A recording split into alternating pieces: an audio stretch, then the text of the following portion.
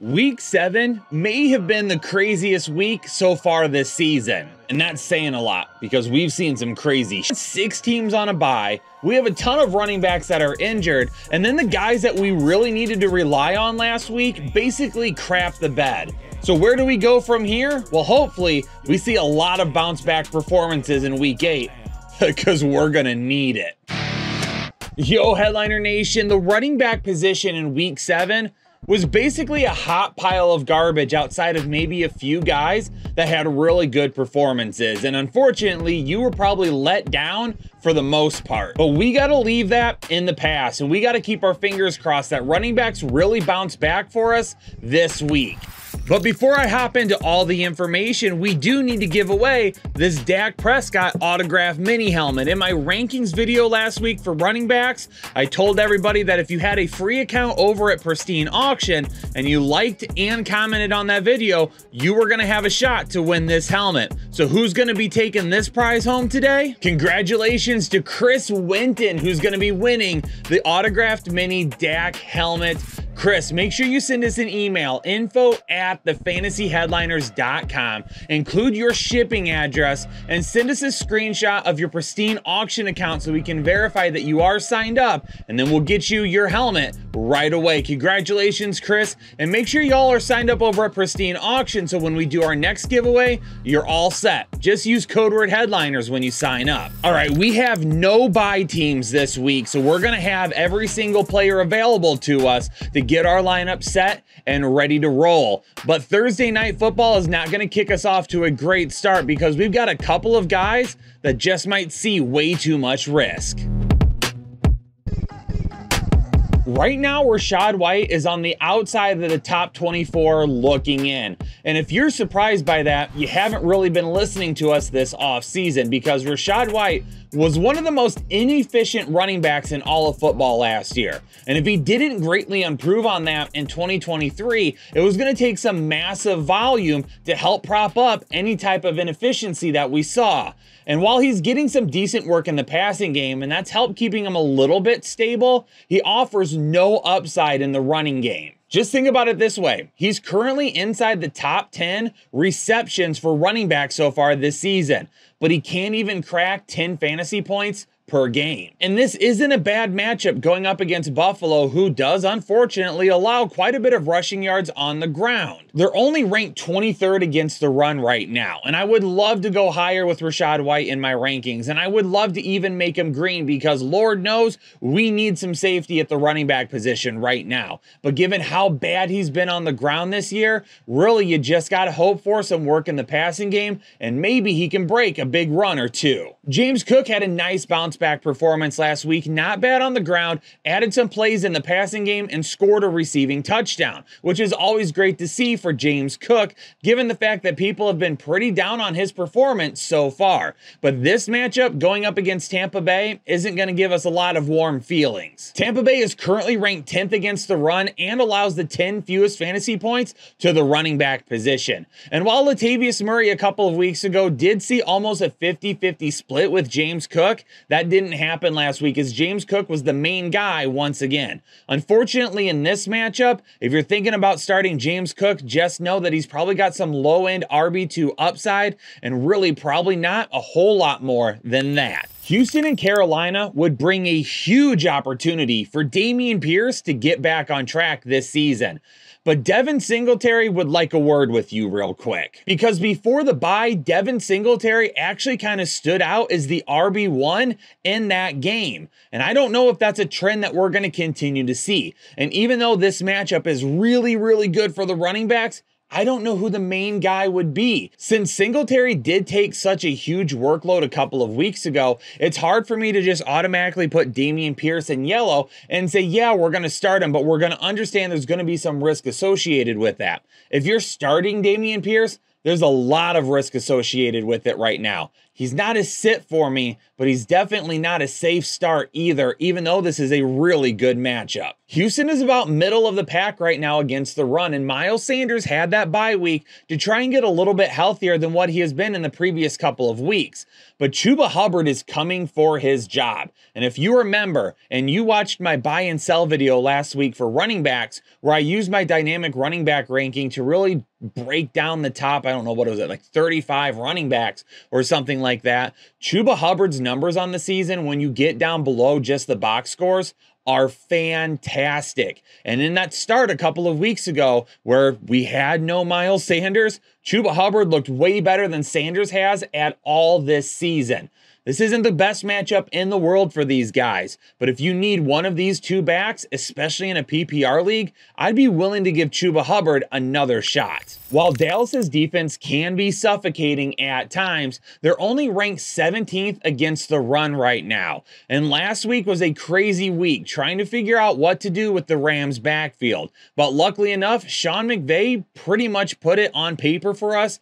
Darrell Henderson is the guy until Kyren Williams comes back. Now, Zach Evans is completely off the table. Darrell Henderson led the team in snaps and workload. Royce Freeman ended up being a little bit more efficient last week than what Darrell Henderson was, but there's really a telling sign as to why I think Darrell Henderson is still the guy moving forward over Royce Freeman. So Darrell Henderson wasn't even on the Rams roster last week, while Royce Freeman has been all this year and has basically only been utilized on special teams. They essentially signed Darrell Henderson off the street and put him right back into the game and made him the lead back over a guy that's been there all season so far. So you can see what you want to in Royce Freeman, but that says a lot for Darrell Henderson to be the guy. And even though this matchup is not great, it's volume, and sometimes volume is just all we need, and Darrell Henderson will have it. The Rams defense is currently ranked 20th against the run game right now, but they allow the 9th fewest fantasy points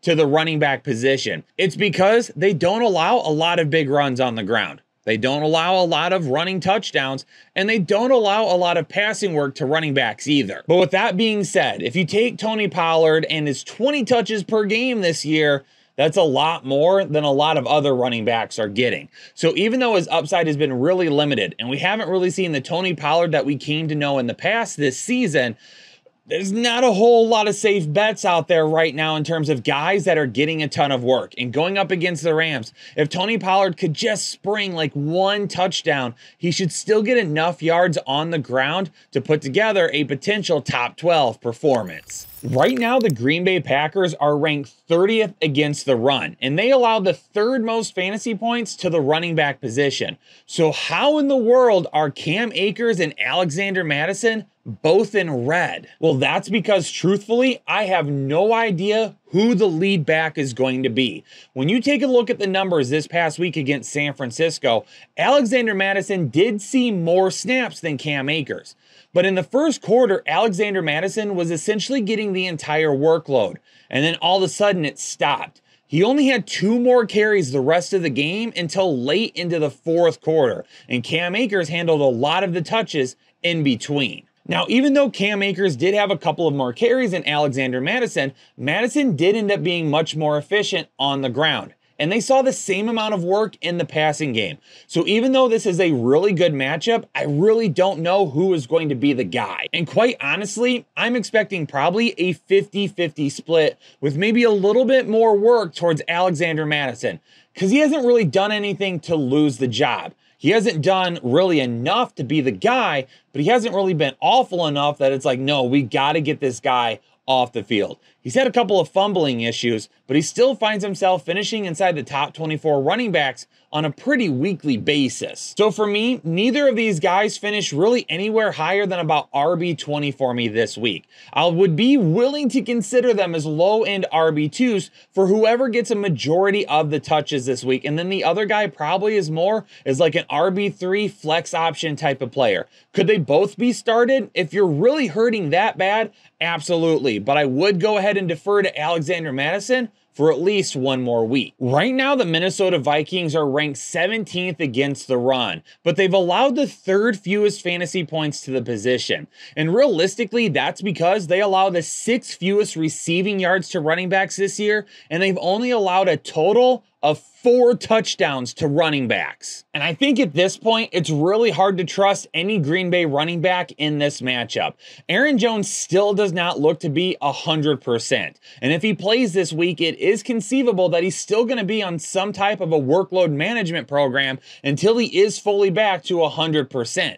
And for A.J. Dillon, he shows some bright spots here and there, but he's still not a guy that we can trust, especially if it's a tougher matchup. So if you have to run Aaron Jones out there this week, then you have to run Aaron Jones out there this week. And the only thing that you can hope for is maybe he sees a few more snaps and a few more pieces of workload than what we got last week. But because Minnesota is so good in the passing game against running backs, Aaron Jones would probably need to break a couple of big plays on the ground because he could be limited in his passing work. New Orleans and Indianapolis is going to offer a really unique scenario for Alvin Kamara to hit a huge ceiling this week that doesn't have to necessarily be propped up by a bunch of targets. But if he gets the same amount of targets and sees an increase of efficiency on the ground, get ready for potential RB1 week from Alvin Kamara. Indianapolis is currently ranked 21st against the run, but they allow the 7th most fantasy points to the running back position. Now, I'll say the same thing about Indianapolis this week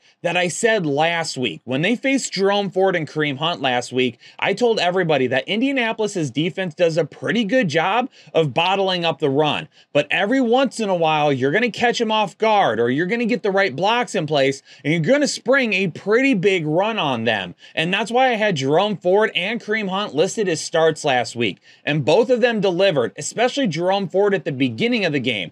Yeah, maybe that 169-yard touchdown run made his week and he sucked the rest of the day, but there was the big play that we talked about, and that's what Alvin Kamara could be in store for. Right now over on Underdog, Kamara's line is set at 58.5 rushing yards for this game. And you know what? I am going to smash the over on that pick'em. Kamara's been over that number in each of the last 3 games. And again, Indianapolis will allow some big runs to the running back position. We know Kamara's going to get the work in the passing game, but on the ground this week, this could really be his week. I'm loving Alvin Kamara. And if you want to play this pick'em and others along with us throughout the week, make sure you head on over to Underdog and sign up using code word headliners, because Underdog is going to match your deposit up to $100, and you're going to get a special pick'em that is almost guaranteed to hit for you. And playing that along with this Alvin Kamara pick'em would be a great start to your Underdog career. Unfortunately, Zach Moss and Jonathan Taylor are not going to have as easy of a day going up against this Saints front. They did give up 2 rushing touchdowns to Travis Etienne last week, but they held him under 60 rushing yards still. This defense is super solid, and they're almost ranked 10th or better in every major defensive category. Jonathan Taylor, though, is the guy. We knew this was going to happen. And yes, him and Zach Moss saw a pretty even 50-50 split in terms of snaps last week. But Jonathan Taylor had more carries and he had more targets in the passing game. It is clear that he is starting to take over. Last week was RB1 week for him. That's going to continue moving forward. And you can see it just based on the ramp up in terms of snaps. Over the last few weeks, Jonathan Taylor has went from like 20% to 50%, and now we're looking at potentially diving up into the 65% this week for Jonathan Taylor over Zach Moss. But if Taylor struggles for any reason whatsoever, it wouldn't be surprised to see Zach Moss get in there a little bit more often. For JT, our hope is that he sees some work in the passing game, and that kind of helps to supplement any type of issues that he would see on the ground. He's probably going to be around the top 12 area for me this week, and hopefully he can find the end zone just like Travis Etienne did. Oh man, what I wouldn't give to be left alone with a few head coaches in a room for like 15 minutes right now, and Bill Belichick would probably be at the top of that list. And I'm not going to say what I would do to old Bill if I got a few minutes alone with him. But I would certainly like to ask him, what in the world are you doing with Rhamondre Stevenson? Because Zeke Elliott continues to get touches. And now he is getting some of those goal line carries that he wasn't really seeing at the beginning of the season. But it's like Rhamondre Stevenson is non-existent in this offense until they find themselves in the fourth quarter and Mac Jones dumps the ball off to him several times. Now, in PPR leagues, he's not doing that awful. Now, is he doing as good as we would have liked him to do? Absolutely not. But he's still finding himself inside the top 24 almost every week. In half PPR leagues, that does fall off a little bit. But right now, a lot of his upside is hinged on how much work does he get in the passing game and can he score a touchdown? Now, is it Rhamondre Stevenson's fault? Not entirely. We've already talked about the usage. That's absolutely insane. It doesn't feel like the offensive line can block very well either. If you saw my film breakdown on Rhamondre Stevenson that I did for members a couple of weeks ago, he's getting hit in the backfield so fast he doesn't have an opportunity to make anybody miss or run through anybody, which was one of his best assets as a running back last year. And for the most part this year, your quarterback has struggled and you really don't have any pass catchers on this team that are elite. Kendrick Bourne has played pretty well, but outside of that, you haven't had a consistent option. Rhamondre Stevenson was so good for you in the passing game last year. Why are you not utilizing him more? Now, Miami's run defense is not great. It's not bad, but it's right in the middle. My biggest thing for Rhamondre Stevenson is this week is that if Miami can put some points up on New England, which I'm sure they're going to want to do, especially after losing this past week, you're going to find yourself in that negative game script that we need for Rhamondre Stevenson. And we'll likely see him get more targets than Zeke Elliott. But again, how high does his upside go? We're just really hoping for like 6-7 targets and 5 or 6 receptions. If he can score a touchdown, he's going to find himself close to the top 12. But if he can't, he's probably going to be a bottom feeder RB2 once again. As far as Zeke Elliott goes, if you're wanting to start him, really you're starting him as an emergency flex option. You're keeping your fingers crossed, you're doing a little dance, and you're saying a prayer to whoever for a touchdown. Mostert had a tough matchup last week, and I tried to warn everybody about that, and I ranked him as such. I had him at like RB10 last week, and I got roasted for it. He finished as the RB30. I know he's played really well this year, ladies and gentlemen, but if I got him lower for a reason, it's because that matchup just doesn't play as well. But he's going to be back to being green for me this week. This matchup absolutely is not going to be the best matchup in the world, but it's going to be better than last week. And I can guarantee that Mike McDaniel is going to want to get a little bit more balanced. We saw that happen last week where they got way too pass happy, and in the game situation, it made sense, right? But look what happened to Tua. Let's get a little bit more balanced again, and that's going to come with running the ball with Raheem Mostert. And he's going to be a top 10 option for me this week, and he's not going to be closer to 10 than he is 1. The Jets and Giants are going to bring my Manscaped must-watch matchup of the week, and with November just a couple of weeks away, you're going to want to head on over to Manscaped and check out all of their awesome new beard products so you can make sure that you knock No Shave November right out of the park. When you check out over at manscaped.com, use code word headliners, and you're going to get 20% off your entire order and free shipping. There is a really weird trend happening to the New York Giants right now, because going into their matchup a couple of weeks ago against the Buffalo Bills, they were not playing well on the run defensive side of the ball. They were one of the worst run-stopping teams in all of football at that time. And then inexplicably, the Buffalo Bills decided that we're going to throw the ball way more than we're going to run it, and they barely gave any touches to James Cook, and they found themselves in a situation where they were battling with the New York Giants. Then the same thing happened last week with Washington.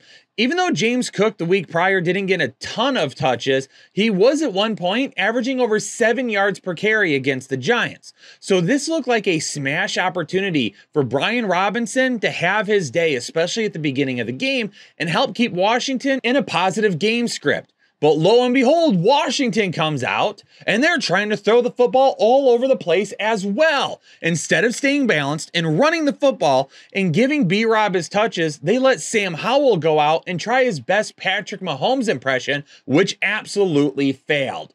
So are we going to get it right this week, or are we going to have another team who decides not to run the football? I'm sorry, New York Jets, if you don't put the ball in Breece Hall's hands this week and ride him through the offense, you've absolutely already messed up. Breece Hall, for me, is a pretty safe option this week because, once again, I'm going to try and call a positive game script in the first half against the New York Giants. But if it doesn't happen again, maybe the coaches are seeing something that I'm not. But if it does happen again and it fails again, that's now 3 straight teams against the Giants that have absolutely messed up their game plan because they got way too pass happy. For the New York Jets, though, on the defensive side of the ball, you've been able to run against them a little bit this year. They're currently ranked 26th against the run, and Saquon Barkley is looking healthy. He had a nice touchdown reception this past week. Even the week before against Buffalo, you could definitely tell that he was a little sore, maybe a little stiff through the first 3 quarters, and started to get better as the fourth quarter wore on. In this matchup, it's kind of the same thing for me. Why are we going to try and throw the ball all over a pass defense that can be really, really good? Let's keep the ball in Barkley's hands. Let's give him the volume. Let's try to keep this in a balanced game script, or try to go positive as much as possible, and that would be the key to victory over the New York Jets. But once again, I'm banking on NFL head coaches and offensive coordinators to do the easy thing, and they'll probably just try to outsmart themselves once again. Travis Etienne is currently the RB3 on the season, and he's the first running back in several years to have multiple touchdowns in 3 straight games. Now, the yards and the efficiency haven't been as high as we would have liked them to be, but this is the reason that we drafted Travis Etienne, or the reason that I asked you all to draft Travis Etienne, is because he's a home run hitter. He can score from anywhere on the field, but he's had some tougher matchups that he's played well in. But now it's time to take advantage of a little bit of a softer matchup. The Steelers are currently ranked 25th against the run, and they allow the 12th most fantasy points to the running back position. Now, Doug Peterson this week did make a comment about needing to make sure that they kept an eye on Travis Etienne's workload. And I get that, because Jacksonville is headed for another playoff berth, and the last thing you want to do is run Travis Etienne into the ground and have him be banged up or less than 100% heading into the playoffs. So it wouldn't surprise me if we start to see a little bit more Tank Bigsby, but he's not taking Travis Etienne's job. That's completely out of the water at this point. But to see Travis Etienne kind of bump down to maybe more along the lines of 16 to 18 touches per week moving forward wouldn't be outside of the question. But that would be fine, because he's still getting the high leverage touches inside the red zone, even at the goal line, which was supposed to be Tank Bigsby's job. Travis Etienne is doing that as well now. He's getting targets in the passing game, and he's still got that home run ability that we talked about. So even if we do see a few less touches, his ceiling really isn't going anywhere. Najee Harris had his best game of the season last week, but now he's going to be getting a Jacksonville defense that allows the 4th fewest rushing yards in the NFL. If I'm looking to anybody here, it's going to be Jaylen Warren. Najee Harris just has way too much risk. I'm not going all in on Najee Harris after one good game. Will he still be a top 30 running back for me? Yes, because he'll still see the volume, but the upside will be with Jaylen Warren if he can get the work in the passing game this week. Now, with Deontay Johnson back, that could potentially hurt Jaylen Warren, but honestly, if I'm Pittsburgh, I don't want to take the ball out of this guy's hands. He's been way more efficient than Najee Harris, and with Deontay Johnson back, it actually is a good idea to give Jaylen Warren a few more targets, because that's just another wide receiver that defensive secondaries are going to have to pay attention to, which could allow some big plays in the passing game to Jaylen Warren. Atlanta and Tennessee is going to bring my WTF game of the week. Yeah, my WTF game of the week. It's not sponsored or anything. I'm just going to do a new segment called that because I don't know what's going to be going on in this game. Last week, Bijan Robinson, we all know the story, shows up to the game and doesn't even get a touch until the 4th quarter. And there's a lot of speculation going on as to why that happened. And now the NFL is even looking into it. As I said on my live show on Monday, why wasn't it reported that he might not play? Isn't that some sort of a violation? And sure enough, the NFL is like, what's going on with this? Why didn't you let us know? So it's going to be interesting throughout the rest of the week to see if Bijan Robinson is actually healthy. Was he disciplined? Is he going to get a full workload this week? What's going to happen with Bijan Robinson? And that's why I'm going to list him in yellow, because we don't know what to expect from Atlanta right now. It could be the best matchup in the world for Bijan Robinson, and Tyler Algier will get more carries. It could be a smash matchup for Bijan Robinson to see a bunch of targets in the passing game. And we're going to get more passing attempts to Kyle Pitts and Jonnu Smith and Drake London and Matt Collins and the guy sitting in section 32 that just spilt his beer and his chili cheese dog down his shirt and one of the cheerleaders on the side of the field and Arthur Smith himself going in. Okay, whew. Calm down, Kyle. We're all upset about Atlanta right now, but we can't let it get the best of us. But I have to assign some sort of moderate risk to Bijan Robinson until we start to see a lot more consistency from him, not only in terms of his gameplay, but in terms of his usage as well. Now, another reason this was my WTF matchup of the week was because of Derrick Henry, because there is some talk that Derrick Henry may not be in Tennessee by the end of the week with the trade deadline coming up. Now, am I sold that Derrick Henry is going to be traded? Probably not. Is it possible? Absolutely. There's a lot of teams dealing with running back issues right now, and I wouldn't be surprised to see Derrick Henry go somewhere. But again, nobody's trading for running backs. No one's signing running backs. No one values the running back position. So is anybody going to give up anything decent to try and trade for Derrick Henry? I don't know. It just feels like that Derrick Henry will still be a Titan at the end of the week. And if he is, this matchup sucks because Atlanta does a really good job against the run. The Falcons allow the 8th fewest rushing yards right now, and they allow the 2nd fewest fantasy points to the running back position. This is a tough matchup for Derrick Henry, and he really finds himself in the same area that he has been for a while. Probably right towards the low-end portion of RB1 status, and knowing that if he scores a touchdown, he could go a little bit higher. He'll see more volume on the ground than Tyjae Spears, but if this goes into a negative game script, then Spears will see a few more snaps than Derrick Henry. And again, that's not all that bad because Derrick Henry is staying healthy, and that's what we need, but it would limit his upside a little bit as well. DeAndre Swift is still putting up good running back numbers, but we haven't really seen that ceiling from him over the last few weeks that we saw his first 2 starts of the season. But this week, going up against Washington, I absolutely could see him get back on track and have another 100-yard game on the ground. Washington's defense is currently ranked 22nd against the run, and if their offense decides to put him in negative game script, which they've been so good at doing lately, then DeAndre Swift is just going to have plus upside for us in this matchup. His touches alone make him a really safe option, but depending on how the game goes, he could have one of the highest ceilings this week as well. Philadelphia is currently ranked number 1 against the run and allows the fewest fantasy points to the running back position. And if we can't trust that Washington is going to give Brian Robinson the ball in really good matchups, then why would we risk it in really bad matchups? Now, is he still a start for you? Absolutely, because he's still an RB1 this season after another downish performance last week. But you're not expecting much upside this week because it's a really tough matchup. And like I've already mentioned several times, Eric Bieniemy feels like he's in Kansas City still and wants to turn Sam Howell into Patrick Mahomes instead of playing into Sam Howell's strength and saying, hey, let's run the football and dominate teams on the ground. And even if they tried to do that in this matchup, I don't think it would work out. But the ceiling for Brian Robinson this week truly is just non-existent. And if you're wondering about Chris Rodriguez, I brought him up in my waiver wire show earlier in the week, but he hasn't reached enough upside for us to list him in the start and sit videos as of yet. This is going to be a really tough matchup and a defensive battle on the ground as Seattle and the Browns are currently ranked 6th and 7th respectively against the run. Now the Browns are probably going to be missing Jerome Ford this week.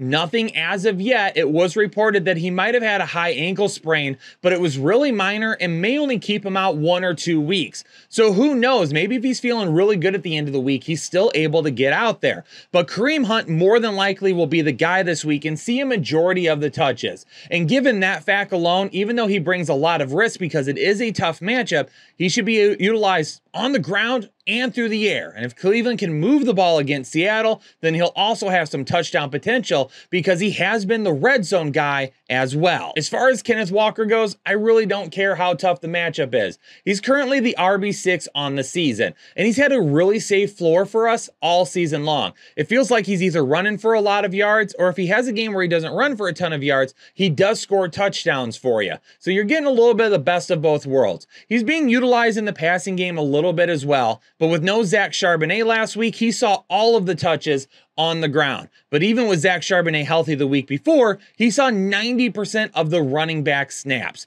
There isn't a guy at the running back position right now, outside of like Christian McCaffrey and Travis Etienne, that's getting more work and more snaps in their offense.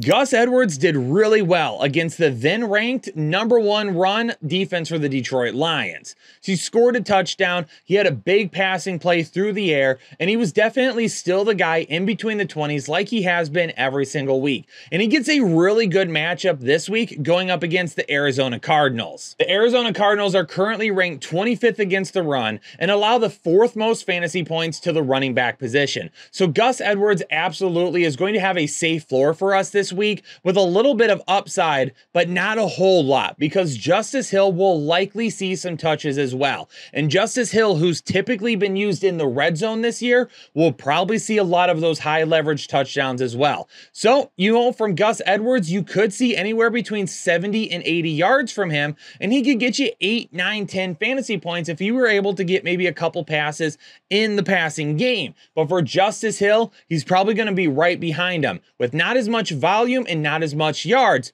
but that touchdown that we would want Gus Edwards to have. Now, clearly, James Conner is not going to be available to us this week. He's still on IR, but I do leave those guys on here just so you can see their stats, so you don't forget about them, but you see what is potentially available in this running game without having them in the lineup. But even with that being said, that type of workload is not available for either Keaontay Ingram or DeMercado. Now, Ingram was the RB1 2 weeks ago, and then DeMercado was the RB1 last week. In fact, Ingram was nowhere to be seen last week. It was DeMercado. And even though his ability on the ground is going to be extremely limited, going up against a very good Baltimore defense, Baltimore is currently ranked 9th against the run, but their fantasy points allowed to the running back position are really middle of the pack so far this season. And it's because they give up a little bit more of a workload through the air than on the ground, which is really where DeMercado would end up being the best utilized this week. So if he doesn't do a whole lot on the ground, if he could get us maybe 5 or 6 points through the air, he could be right in line with a potential flex start in PPR leagues. But if you're in half or standard, I may not be willing to risk it. But then again, some of you may not have a choice. Since week 2, Isaiah Pacheco has been inside the top 24 running backs every single week. He has seen his usage and his workload increase every single week. And now he gets the Denver Broncos, who suck every single week. Currently allowing the most rushing yards in the NFL and the most fantasy points to the running back position, Isaiah Pacheco is in for a potential top 5 performance this week. Now, that really relies on whether or not Patrick Mahomes just throws the ball all over Denver. But I could definitely see Kansas City wanting to stay balanced, though. We're going to see Patrick Mahomes get his, and Isaiah Pacheco probably towards the end of the game, if it ends up being out of control, really adding to his fantasy stats at that point. So even if things look a little bit slower in the first half, don't worry, they'll probably ramp up in the second. Javonte Williams had a really nice showing going up against Green Bay last week, but their run defense is completely opposite of the Kansas City run defense. So Javonte Williams, to me this week, is an extremely risky play. He did get a few targets in the passing game last week, which was good to see. But quite honestly, if he doesn't get like upwards of 15 to 20 touches on the ground, he's just not going to have a high enough ceiling to really find himself as anything more than a flex play. If there's anybody with any type of upside, it would be Jaleel McLaughlin, because he would see the most work in the passing game. He's essentially taken over as the RB2 for Samaje Perine, and they're going to need somebody to give him some big play potential, especially if they go down early to Kansas City. Jaleel McLaughlin could be out there more times than not. For the Bengals and 49ers, Joe Mixon is going to be in yellow, and a lot of you might agree that he actually should probably be in red. And I really wouldn't argue that with you, but the reason that Joe Mixon is in yellow is because, does he bring risk? Absolutely, because we haven't seen any type of a decent ceiling from Joe Mixon this year. Does he bring a ton of risk? He actually doesn't, because we know exactly where Joe Mixon stands. This is a guy that's getting us 8 to 10 fantasy points every single week. Now, is that enough to win leagues? Absolutely not. But given the current state of the running back position, the fact that we're getting this type of a workload for a running back that's actually giving us consistent points, It's not the worst thing in the world to have. Now, obviously, San Francisco is going to be a really tough matchup. So that ceiling that we mentioned a minute ago just isn't going to be there. But once again, he'll probably have anywhere between 15 and 19 touches, both on the ground and combined through the air. And he'll give you maybe 70 total yards. And that's going to be just enough to put you right around maybe 9 or 10 fantasy points. Now, if he can find the end zone, that would be great. San Francisco's defense hasn't looked great the last couple of weeks. Teams have been able to move the ball through the air. We'll see if Joe Burrow and the Cincinnati team can do that and maybe get a goal line touch for Joe Mixon.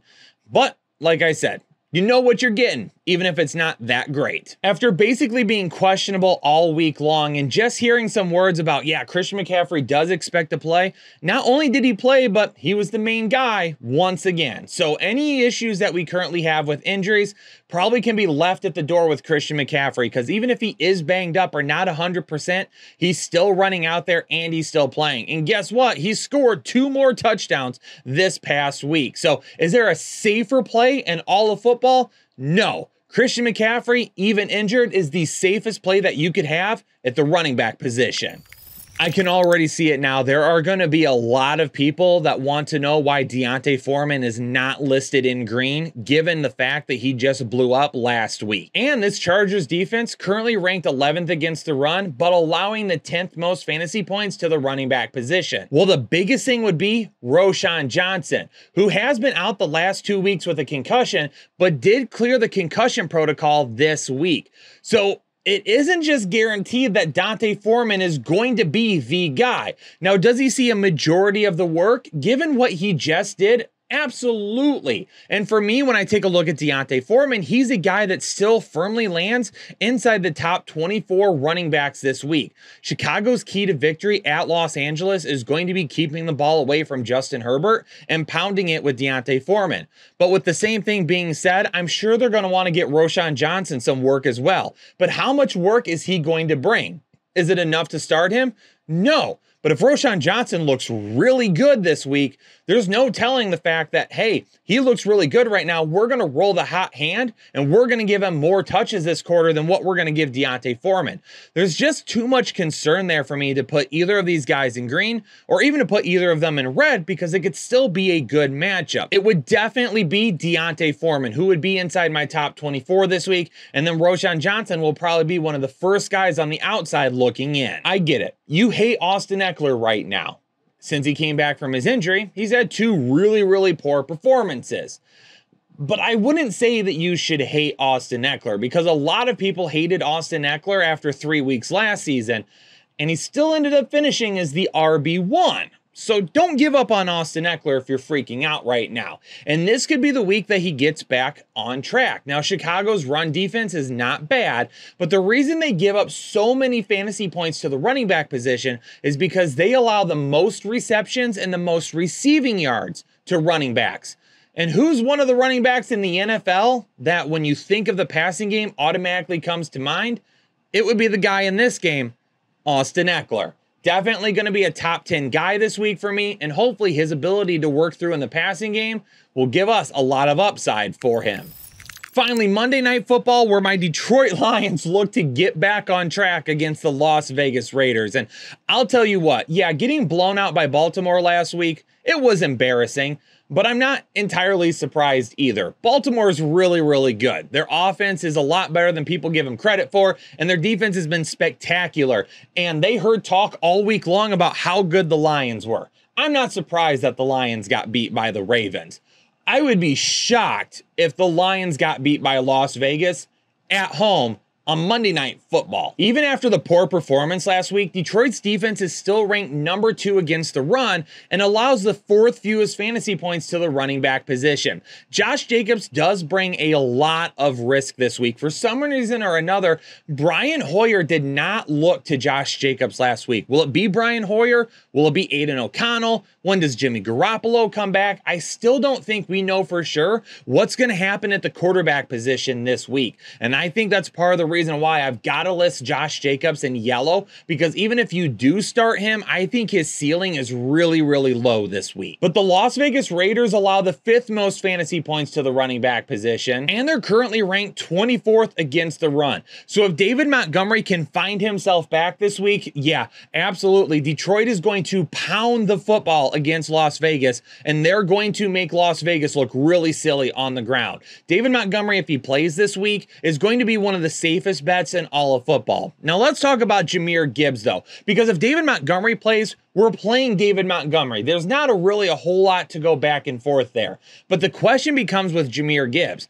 If David Montgomery does play, what do we do with Jahmyr Gibbs, who's coming off a career day where we finally saw his usage and high upside potential going up against a tough Baltimore Ravens defense? Well, let's chat about it for a second. For Jahmyr Gibbs, if David Montgomery does play, Jahmyr Gibbs is going to be a guy that will likely be still inside my top 24. They will utilize him this week. He won't get as many touches as he did last week, but given how bad the Las Vegas Raiders defense is, he's still going to have plenty of big play potential when he does get those touches. But he will be in yellow still because there is some risk associated with that. So I do believe that you could play both of these guys. You could play both of them together. You could play one or the other. But if David Montgomery is not able to make it back this week, then Jahmyr Gibbs are all systems go once again. And Jahmyr Gibbs would be a top 12 option for me pretty freaking easy. Yo, there you go, Headliner Nation. Every matchup for you for week 8 of the NFL slate and everybody who is fantasy viable at the running back position. Now, do me a favor before you get out of here. You definitely have to hit that like button for me and leave me a comment down below with a surprise running back that you think can crack the top 12 this week. But the most important thing that you could do is, if you're new here, hit the like button. If you haven't done it yet, turn the bell notification on. So every time we go live or drop a video, you're gonna know and you're gonna be one of the first ones in here. For now though, I'm gonna get out of here. Peace out, Headliner Nation. Stay safe and healthy, and I'll catch you all in the next episode of the Fantasy Headliners.